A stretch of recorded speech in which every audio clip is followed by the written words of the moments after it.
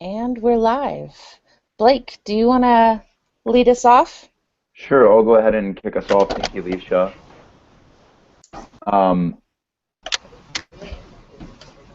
okay, so today we have Lisha Sterling from Geeks Without Bounds on the call. She's going to shed some light on community source incubators, and we'll offer a question session at the end, so we can answer questions about specifically how they might relate to space apps and your project accelerator. Um, so the Project Accelerator is something I introduced or that we've introduced several times on a call previously, and it should be available to you in an email. Um, Lisha is a fellow Space Apps organizer. Her organization, Geeks Without Bounds, has a wealth of experience in setting up community source incubators. She's going to go ahead and share some of her experience on the call now, and we'll host a Q&A after and answer questions about setting up a project accelerator and specifically how it relates to Space Apps. So, Lisha, why don't you go ahead and take it away? Great, thanks.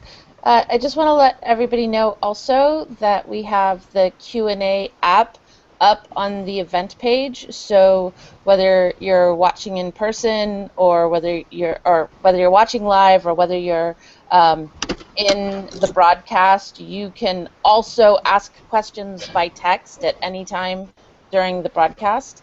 Um, so like Blake said, my name is Lisha Sterling, and I'm the executive director at Geeks Without Bounds. We are an accelerator for humanitarian projects.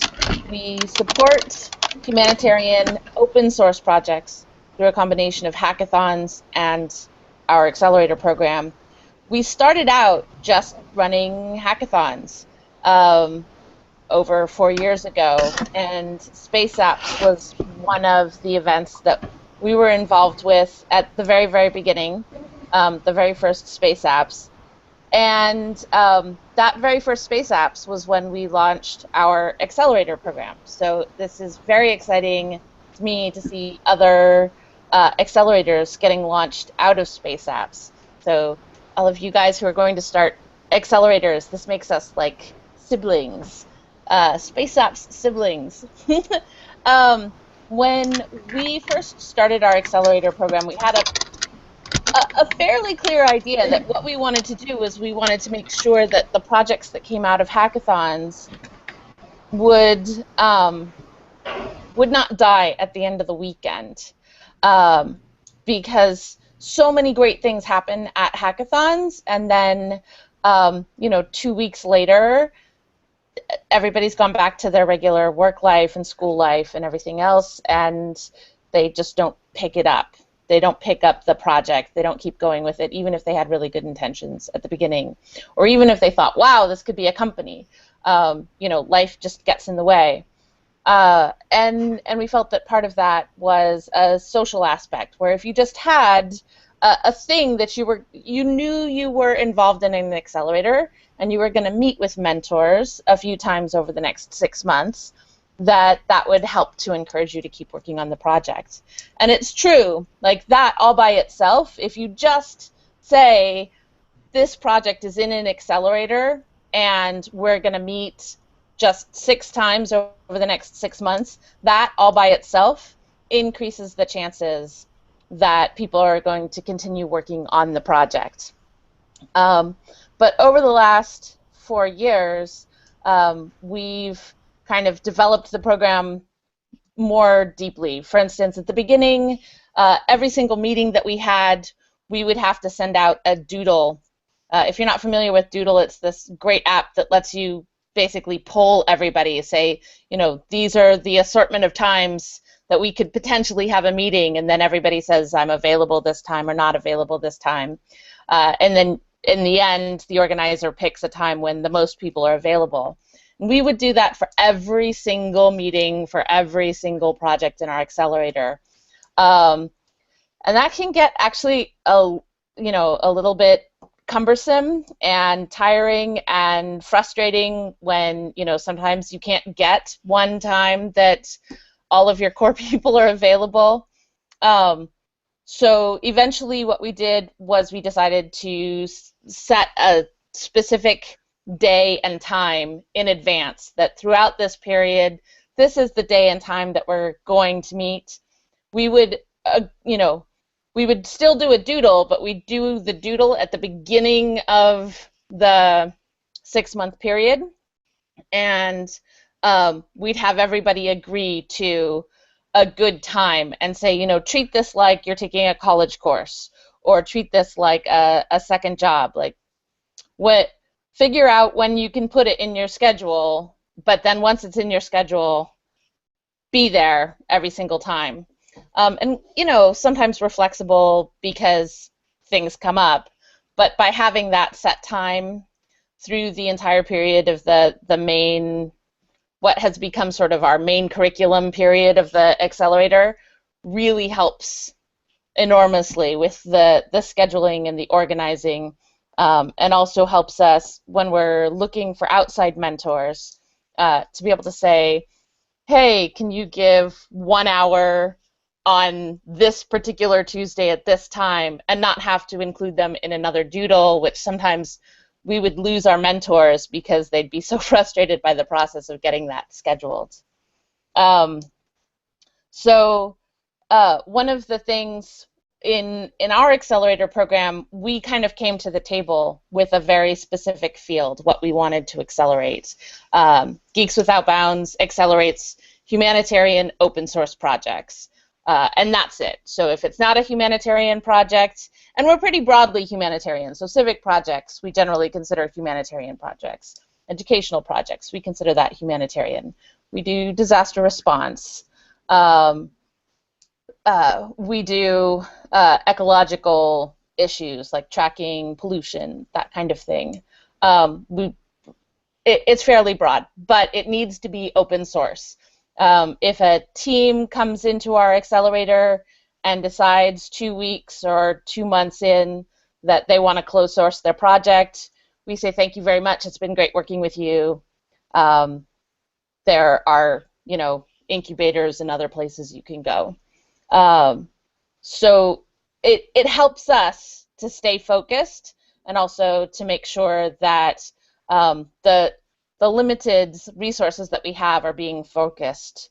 And I would recommend that to any group, to pick your focus. You know, maybe your focus is all about CubeSat apps, or maybe your focus is about things that will develop your community better. I was talking with Ethan Chu just before we went live, and it sounds like they're doing some really amazing things around space apps in the Mojave community that will help actually develop the community itself.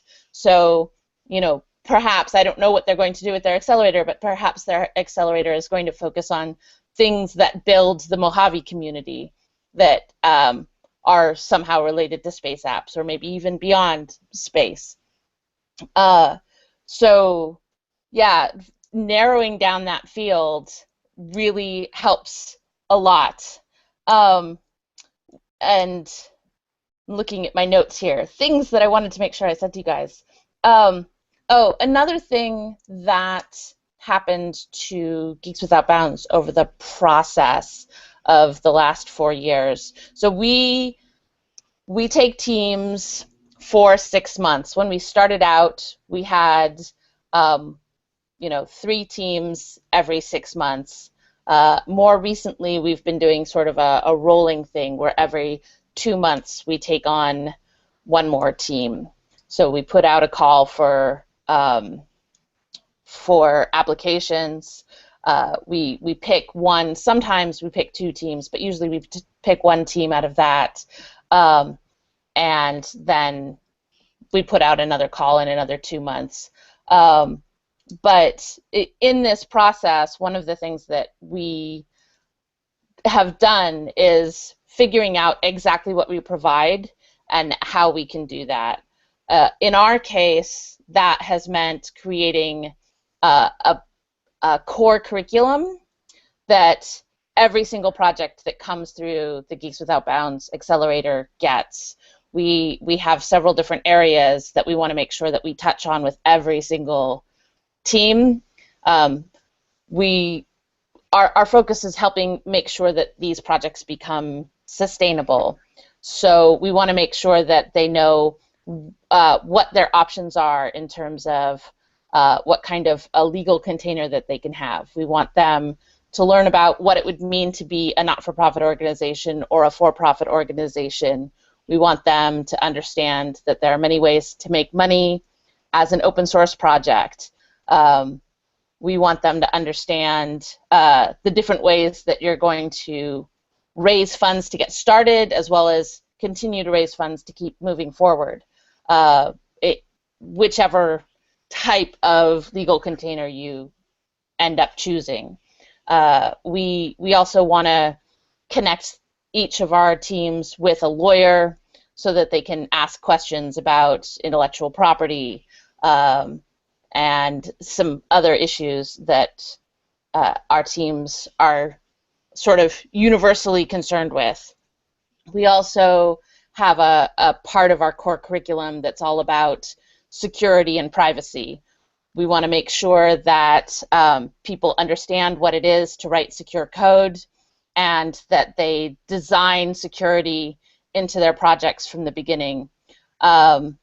Even if you can't make a perfectly, I mean, it's impossible. You can't make a perfectly secure project right out of the box. But if you start designing from the first day with security in mind, you're going to have a more secure application or a more secure piece of technology than if you weren't designing for security from the beginning. So we have mentorships specifically about how to write more secure code, and mentorships about what kinds of data you should really be concerned about potentially leaking.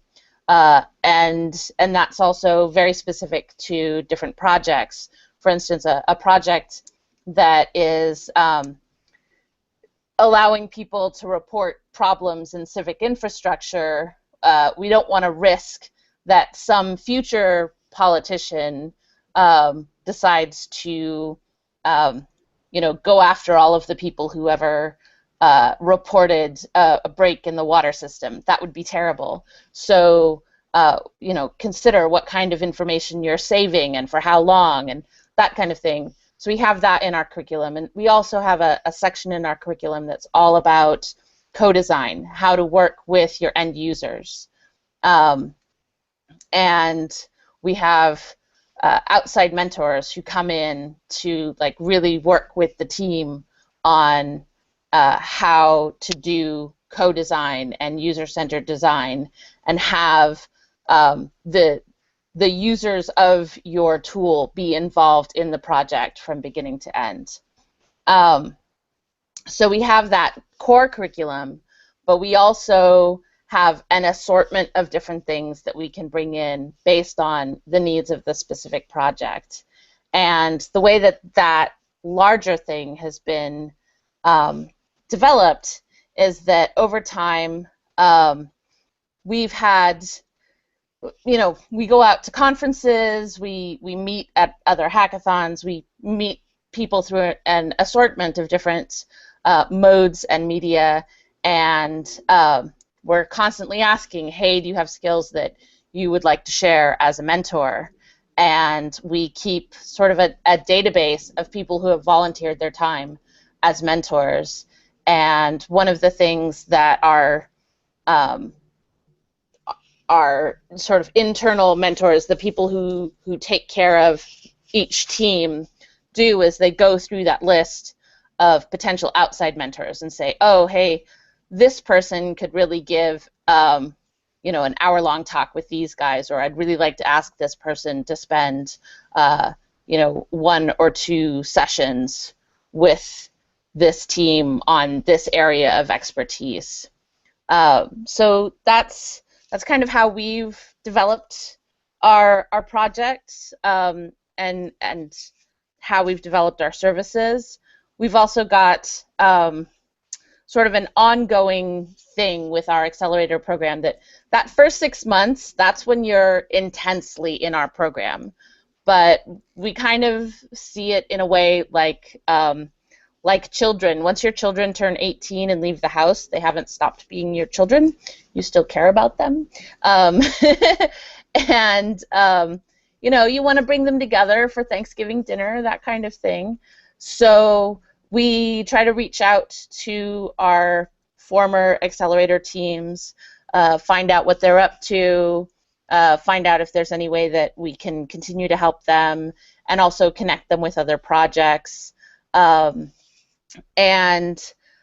also when we have new projects coming in and we see that they could benefit from something that another project has done, we try to make those introductions and connect those people. We have one project that will possibly be coming into our accelerator program soon, which is like such a perfect partner for Landline, which is a former project that was in our program. And you know, one of the reasons that we want to bring this new project into our accelerator program is because we already know that we can match them together with Landline, and that they can help each other, and they can actually make each other's projects better. So as more time goes by, and you know, and our community grows, we also have more to provide to the whole community, not just the new people, but also the people who've been through the program before will hopefully also gain from the wealth of experience and tools that the new teams bring in. So that's kind of an overview of our experience and our story. Do you guys have any questions for me? By the way, you may be muted. You should be able to unmute yourself right about there at the top of the screen. There's a microphone. If you click that, you should be unmuted. Hello, this is Ingrid. Can you hear me? Hi, Ingrid. How are you? Good. Thank you so much for your wonderful information. I would like to know the physical aspect of your accelerator.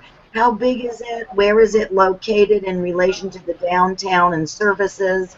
What kind of equipment do you have in it? How much office space, how much lab space, etc.? Yeah, I should have mentioned that. We have no physical space, none whatsoever. Geeks Without Bounds has a mailbox on an island that one of our directors checks on a regular basis. That is the extent of the physical location of Geeks Without Bounds.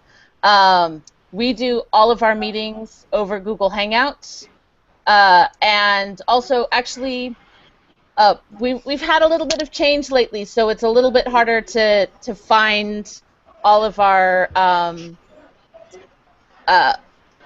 past mentorships. I need to fix that and put them all on our website here soon. But if you go to the Geeks Without Bounds YouTube page, you should be able to see many of our past mentorships, and soon, hopefully, lists of all of the past ones by subject, the way that we had before on our old page. Yeah, so we do this all online. It's all everything that we can put in a broadcast and then leave it on YouTube publicly, we do. That means that we don't necessarily have to give the exact same mentorship over and over and over again. We can encourage teams to go watch somebody else's mentorship, and then if we're bringing the same mentor in, they can ask that mentor new questions instead of asking the mentor the same questions that they had last time. So yeah, the physical thing just doesn't even exist for us. Okay, and then what about funding? How do you earn money? Do you have any paid staff? How do you sustain all the stuff and yourself and staff and such? So funding is a challenge, and we've recently changed our model when it comes to funding our accelerator in particular. So first, let me tell you the way we have been funded. We get private donations, which amount to maybe 1 to 5%, depending on the year, of actual income. It's very, very small. And we get corporate sponsorships, which makes up most of the rest of our budget every year. We have applied for grants and gotten some small grants, but that's not a major source of income for us. The corporate sponsorships have been the major source of income. Our new model that we are experimenting with our newest cohort, the cohort that's just coming in now, is that each team agrees that during the course of the Accelerator program, we're going to work with them to do a fundraiser. And part of that is helping to figure out a budget for what they need for their stipends and their materials and things. But part of that budget is $6,000 to pay for Geeks Without Bounds. If they're not able to raise the funds, they don't owe us anything. If they do raise the funds, then we get that $6,000 from that fundraising budget. The reason that we've done it this way is we don't want to charge directly for the Accelerator program, because the very nature of the projects that we're working on, they're coming into our Accelerator without money, without backing, and if we were to charge for this like you would charge for, say, a course, then basically it would keep almost all of the projects out.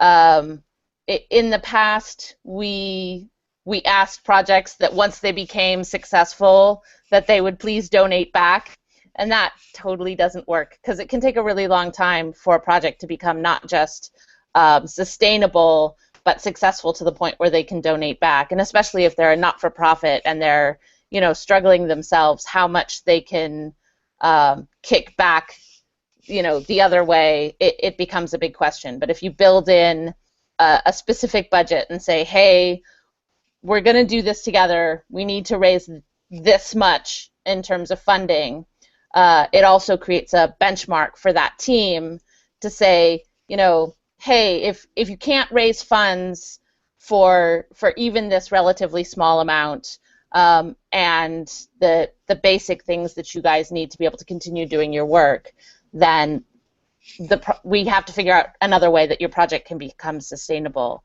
Because if you don't have any funds coming in, then you're just going to turn into a martyr, and that's not good for anybody. So that's how we're doing it now. I'll let you know in a year how well that goes. Great. How many people are quote unquote on staff? Right now, I am the only full-time staff person. We were 3 full-time people and an assortment of other part-time people, part-time paid people. Now I'm the one full-time person. We still have an assortment of part-time people that are working for us, and then the rest is all volunteer.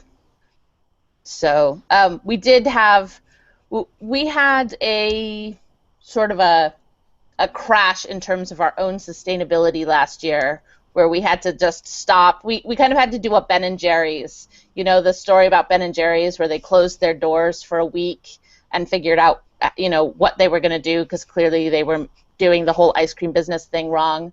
We kind of hit that wall last year and said, we've grown to the point where we're too big for our own britches, and we have two choices: we can either die or grow bigger.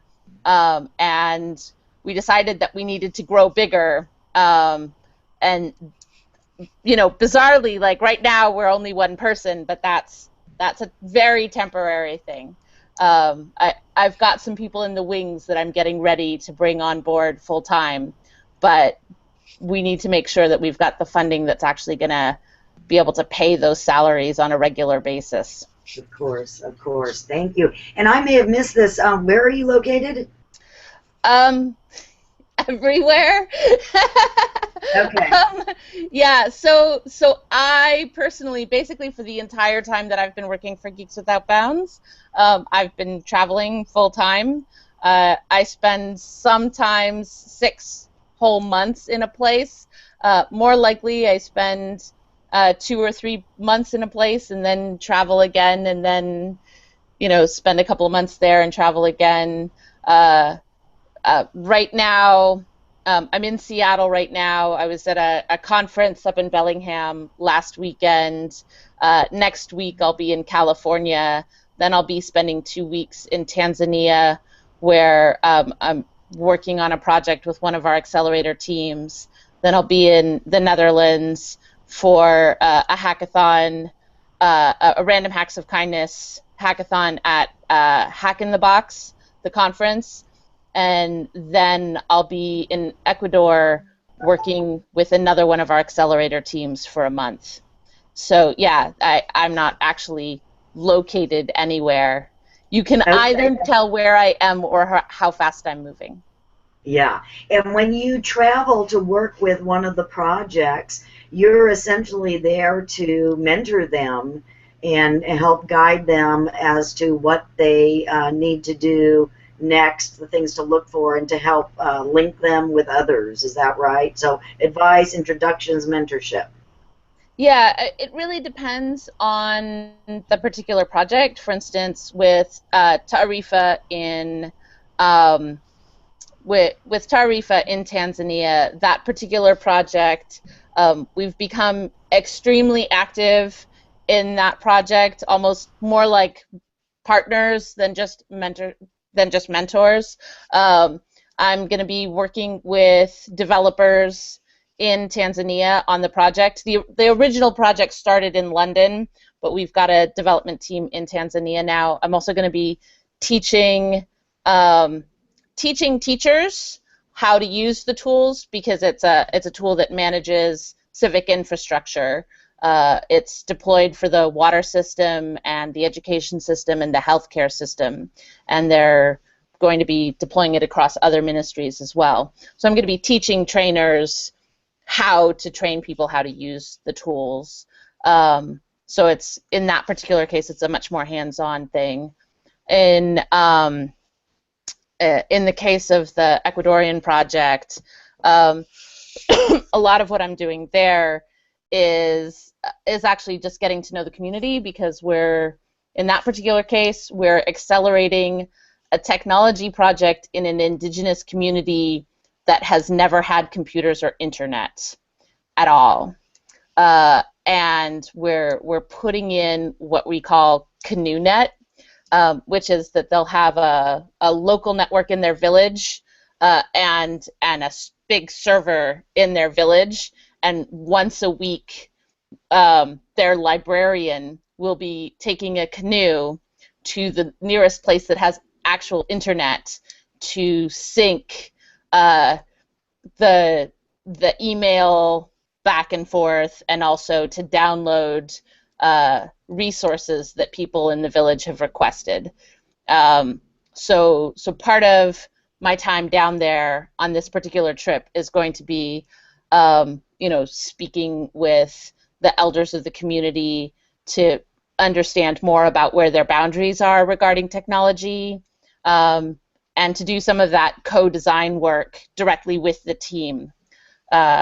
So yeah, it's really on a project by project basis what our role is when we're actually physically with a team like that.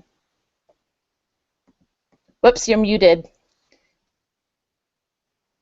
Hit the mute button. You're muted. I think I've asked more questions. I have lots more questions, but I want to give someone else a chance. So I'll open the floor, and then I'll come back if nobody else has questions. Okay, Thank you. Very interesting.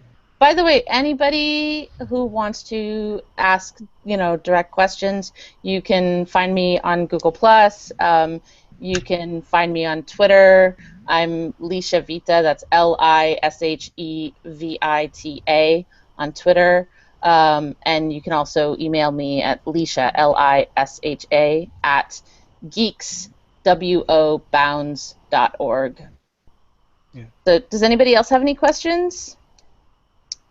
Yeah, I more had a question relating to what you're describing as remote or mobile operations, and I'm noticing a trend where people in hacker spaces, it tends to be less of a permanent space, and people tend to operate on a pop-up basis where they just pop up a shop at a location for a temporary time, or as you're working in the Aether and you're just translocating wherever your job takes you. Is that a common trend of hackerspace in the future, that increasingly we're going to stop?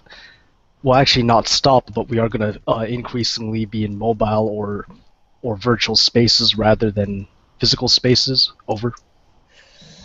Ooh, so I mean, I see this as a mixed thing. I mean, for some people, that having one place is really important, and for those people, so for instance, even as much as I travel, I know that I work better when I'm not trying to work in the place where I sleep. So I will go out to coffee shops, or if there's a co-working place nearby, I will totally use the co-working place. Right now I'm at my dad's house, so sitting in my dad's office in his house is my way to do that mental shift. But some people have this, like, I have my house, I have my office, I need these places and just these places. And I think that there will always be that, psychological impact, that sort of the human factors of the workspace. So there will always be people who are buffers, people who want to be in just one place. But there are also a lot of people that like the nomadic lifestyle, and like that pop-up lifestyle. You get a lot from travel, and as a mother of 3 kids who have been literally dragged all over the world, and I can say that 2 of the 3 are fully baked grown-ups who have finished college and have real jobs now. Like, it didn't damage them too badly, and I think that the experience of being nomadic or semi-nomadic through their life has been beneficial to them as well as beneficial to me. And there's a lot of families who kind of see things the same way.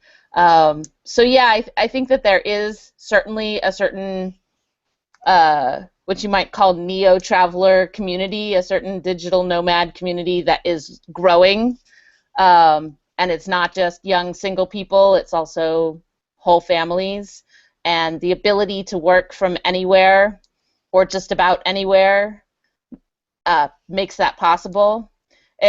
It's also, you've got to realize the limits. When during that month that I'm going to be down in Ecuador, I'm only going to have access to CanoeNet, which means that I won't be able to email every day.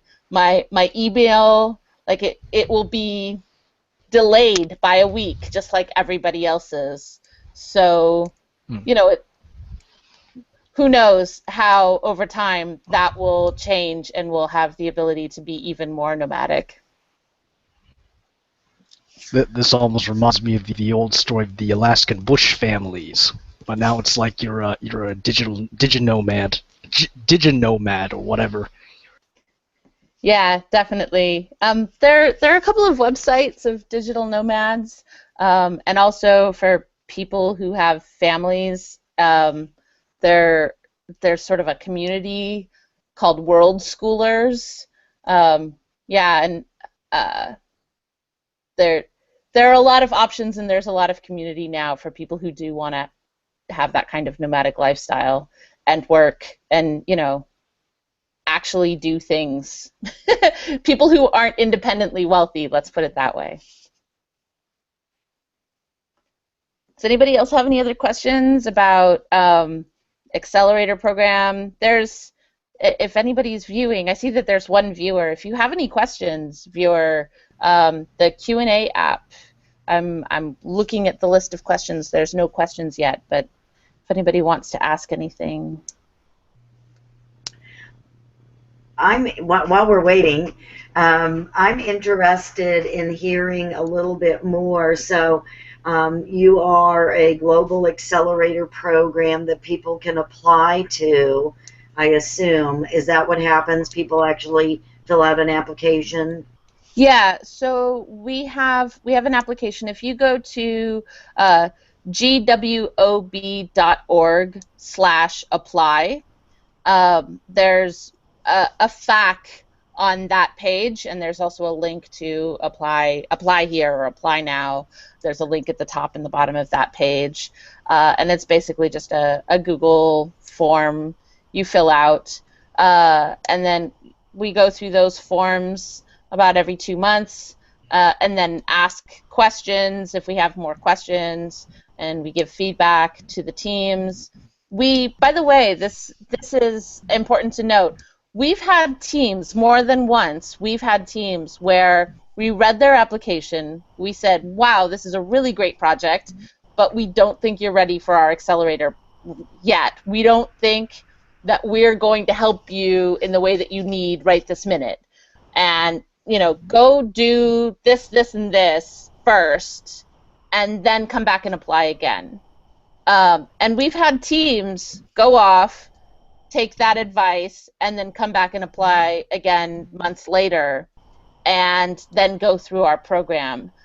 One of the projects that I'm especially proud of that did this is a project called Bachao, BACHCHAO, a woman in Bangalore by the name of Chinmayi. She went to a Random Hacks of Kindness after a series of very high-profile rapes, and she said, you know, we need to do something about this. And she described her idea of a panic button app that would send out text messages to 5 people that you pre-set. Yeah. And it would also call the local police number, and the phone would start recording audio and video and uploading it directly to the server. And they developed the prototype of that at the first Random Hacks of Kindness. They applied to our accelerator right after that. We looked at it and we said, you're not really ready yet. Go back, do some things, come back. They reapplied. We took them on board. They did fantastically through the 6 months of mentorship. They got some funding.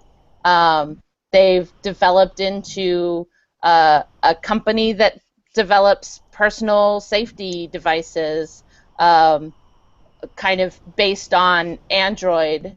So that's a really exciting story for me, in part because, you know, obviously it's a woman-owned technology company in an environment where you don't see that happening a lot. It's also really exciting to me because it's an example of somebody within a community that has a problem. Like rape is a problem.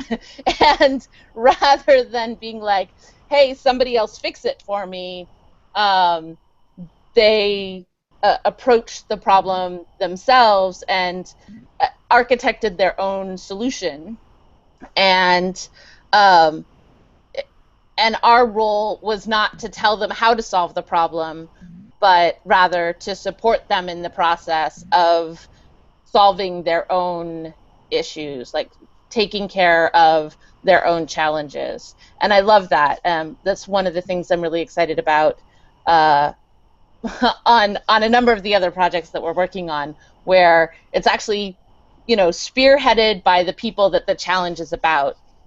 That's the stuff I love. Wonderful. Thank you. Very, very, very interesting. I love the concept. I love what you're doing. Fabulous. Thank you so much. I'm going to mute myself. Thanks. Yeah, and like I said, if oh yes, Urska, I see your question. Hold on. What do we offer for corporate sponsorships?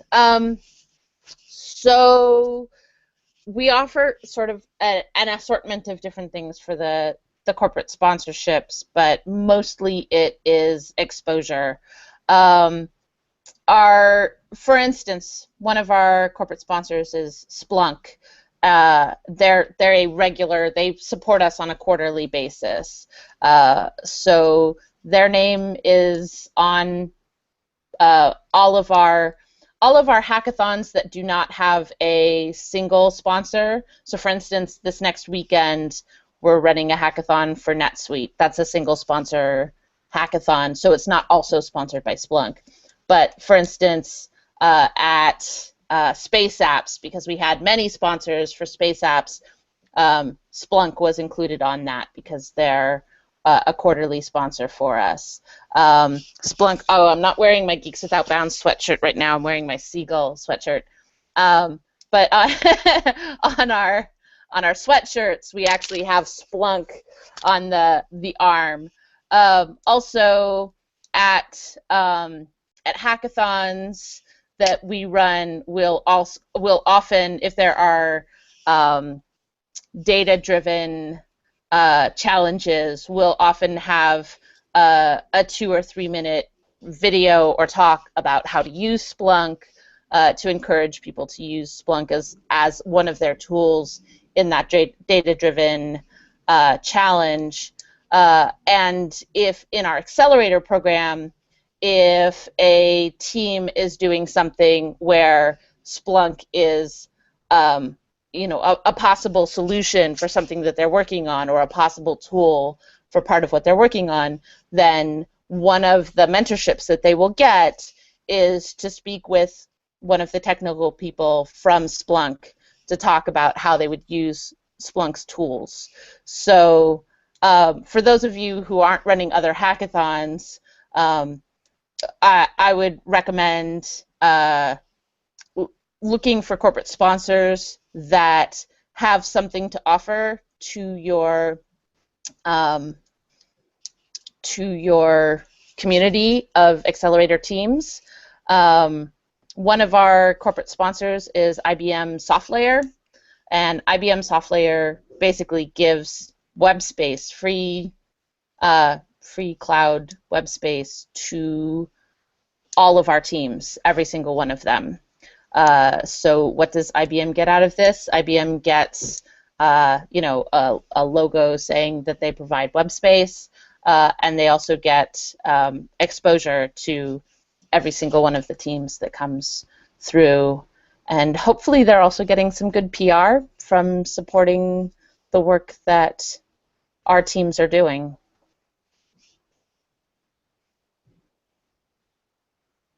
Did that answer your question, Urska? Okay, good. Anybody else? So we are at 8:47. It's still a bit early, but I don't think I have anything to add. Blake, do you have anything that you'd like to add?